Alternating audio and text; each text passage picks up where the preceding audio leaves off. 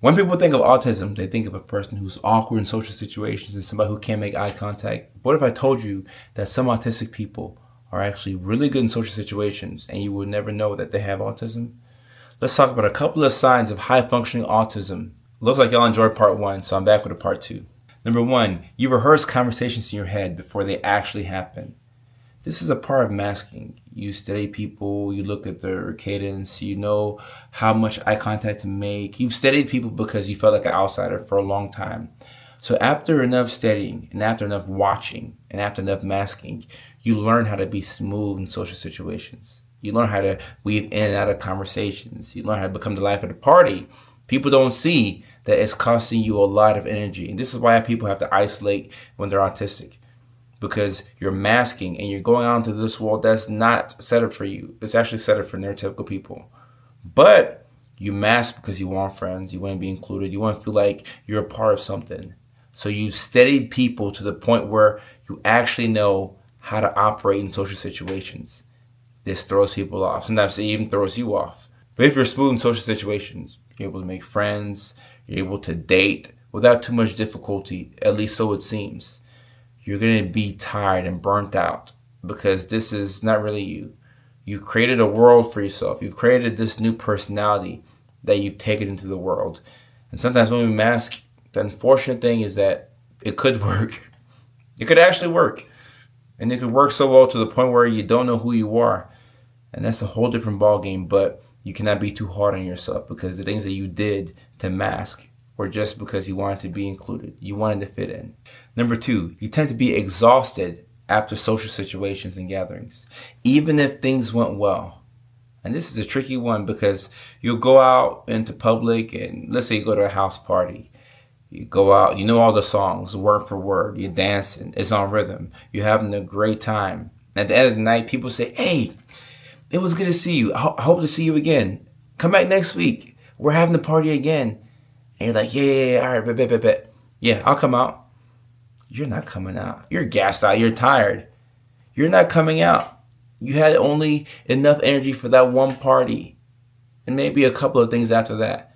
But you don't have that much energy because you're masking. It's not natural to you. And sometimes you mask to the point where it becomes natural to you. But everything that you do in general costs energy.